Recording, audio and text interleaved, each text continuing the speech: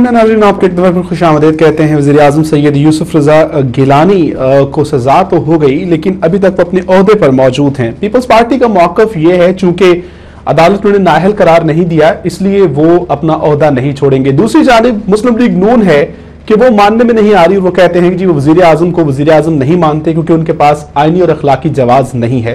इसी पर बात करेंगे। हमारे साथ शरीक गुफ्तगू हैं पाकिस्तान पीपल्स पार्टी की सीनियर रहनुमा मोहतरमा यास्मीन रहमान साहबा। अस्सलाम वालेकुम यास्मीन रहमान साहबा। वालेकुम अस्सलाम।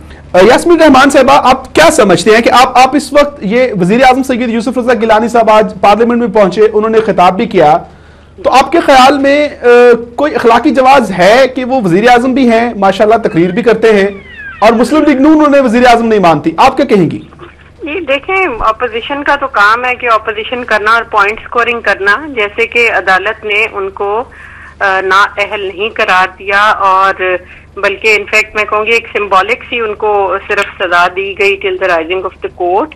और दूसरा ये है कि उन पे फर्द जुर्म कोई आयद नहीं की गई, और कोई खुदा ना खास्ता ऐसा कोई क्रिमिनल ऑफेंस भी नहीं है।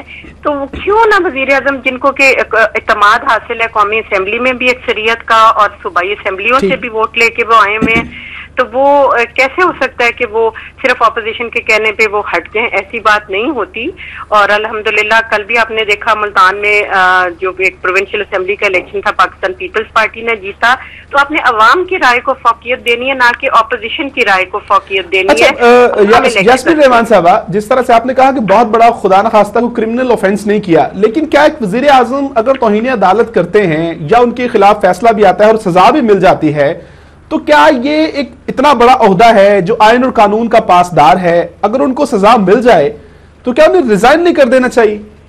देखिए, मैं समझती हूँ कि ये सजा कोई इसको आप सिंबॉलिक एक सजा दी गई, और वो भी वजीर आजम साहब अदालत के एहतराम में खुद हमेशा पेश होते रहे और कल भी पेश हुए। और जैसे कि एक सिंबॉलिक जेस्चर अदालत ने शो किया, तो उसको आप ऐसा फर्द जुर्म तो नहीं फिर भी कोई भी आयद की गई, उनका जुर्म दे दिया गया कि उनका जुर्म क्या है। और फिर दूसरा ये है कि आपने इलेक्टोरल जो सिस्टम है उसका एहतराम भी रखना है, आपने वोटर का एहतराम भी रखना है, और सिर्फ ऐसे नहीं कि वजीर आजम आए और चले जाएं। आपके मुल्क में पहले ही सियासी अमल इतना कमजोर है, और सियासत जो है अभी बिल्कुल कह लें कि मेचोरिटी के किसी लेवल पे भी नहीं पहुंची, और उसको अब अगर एक जमहूरी इलेक्टेड गवर्नमेंट पहली बार 5 साल पूरे करने लगी है, तो उसको भी अगर इस तरह की बातों से पकड़ के हम तूल दे के और इस बातों से इस ऐसी गवर्नमेंट को भी हटाने की कोशिश करें, तो ये इस मुल्क के मफाद में नहीं है, इस मुल्क की अवाम के मफाद में नहीं है, इस मुल्क के सिस्टम के मफाद में नहीं है कि ऐसी बात हो। मैं समझती हूँ कि मीडिया की भी एक अहम जिम्मेदारी है। बहुत अरसा नहीं रह गया, इलेक्शन का एक लास्ट ईयर फाइनल ईयर शुरू हो गया, 5th ईयर। तो अपोजिशन सब्र करे और let the people of Pakistan decide vote के थ्रू कि वो किसको दोबारा आइंदा आने वाले इलेक्शन में हुकूमत में देखना चाहते हैं। अच्छा, अगर कोई जिस तरह से मियां नवाज शरीफ साहब कहते हैं कि हम वजीर आजम भी नहीं मानते, और वो कहते हैं कि हम लॉन्ग मार्च करेंगे और इस हमारे पास तमाम ऑप्शंस खुले हैं, तो क्या आपका लाहे अमल होगा इस हवाले से? देखिए, लॉन्ग मार्च और ये चीजें करना जो है, जिन चीजों पे इनको है कि जी अवाम के लिए इन्होंने कभी कोई लॉन्ग मार्च नहीं की, कभी इन्होंने महंगाई या इवन पंजाब में लॉ एंड ऑर्डर सिचुएशन के लिए कोई इस किस्म की बात नहीं। आजम साहब को हटाने के लिए अगर ये लॉन्ग मार्च करते हैं, तो मैं समझती हूँ कि इस मुल्क के वफाद में बिल्कुल नहीं है कि ये एक सियासी गवर्नमेंट को, और सियासतदान ही फिर वही बात आ जाती है कि सियासतदान ही सियासी अमल को कमजोर करते हैं, और ये उसी चीज को साबित करके दिखाएंगे। ये किसी तरह मुनासिब नहीं है। हुकूमत को अपनी टर्म पूरी करने दे, और अगर वजीर आजम साहब के खिलाफ खुदा ना खास्ता कोई अदालत से सख्त फैसला आता भी तो डिटेल जजमेंट आनी है, तो उसके बाद फिर हुकूमत गवर्नमेंट पार्टी बैठ के अपनी देख लेगी कि उन्होंने आइंदा के लिए क्या लाहे अमल। अच्छा, यास्मीन रहमान साहब, अभी जिस तरह से अभी डिटेल जजमेंट नहीं आई, अमल के जरिए वजीर आजम अगर तब्दील होते हैं जमहूरी अमल के जरिए, मैं कह रही हूँ हाउस, तो वो कोई अनहोनी बात नहीं होती।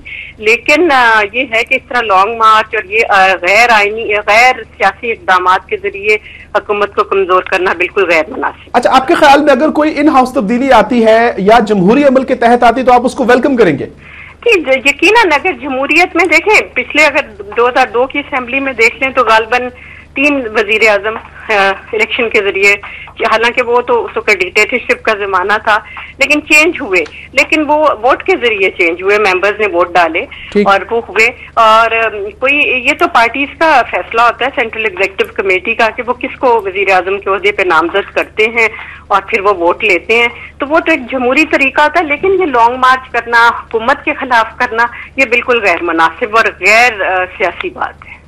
بہت شکریہ یاسمین رحمان صاحبہ، آپ نے ہمیں وقت دیا. ہمارے ساتھ شرکت گفتگو تھی پاکستان پیپلز پارٹی کی سینئر رہنما یاسمین رحمان صاحبہ، جن سے ہم نے بات کی، ان کا نقطہ نظر جانا ہے. ان کا کہنا ہے کہ اگر اپوزیشن جو ہے وہ لانگ مارچ اور دیگر ہتھ کنڈے استعمال کرتی ہے تو انہوں نے کہا کہ بدقسمتی سے سیاستدان ہی سیاسی عمل کو کمزور کرتے ہیں.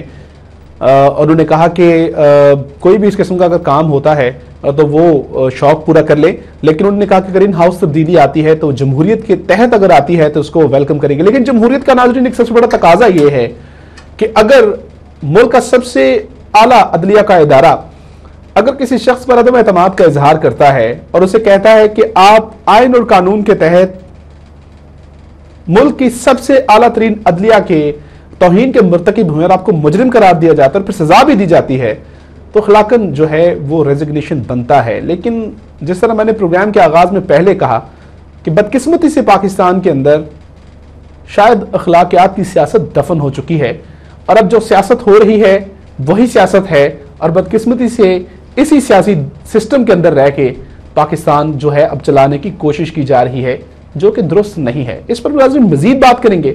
فی الوقت ایک بریک کی جانب بڑھتے ہیں. بریک کے بعد یہ جاننے کی کوشش کریں گے کہ یہ جس سب سسٹم کو بچانے کی کوشش کی جا رہی ہے، اپوزیشن بھی کھل کے سامنے نہیں آتی، اناؤنسمنٹس بڑی کی 4 سال کے اندر، لیکن کھل کے سامنے نہیں آ رہی. کیا وجوہات ہیں اور کیوں اس سسٹم کو بچانے کی کوشش کی جا رہی ہے؟ اس بریک کے بعد ہمارے ساتھ رہیے.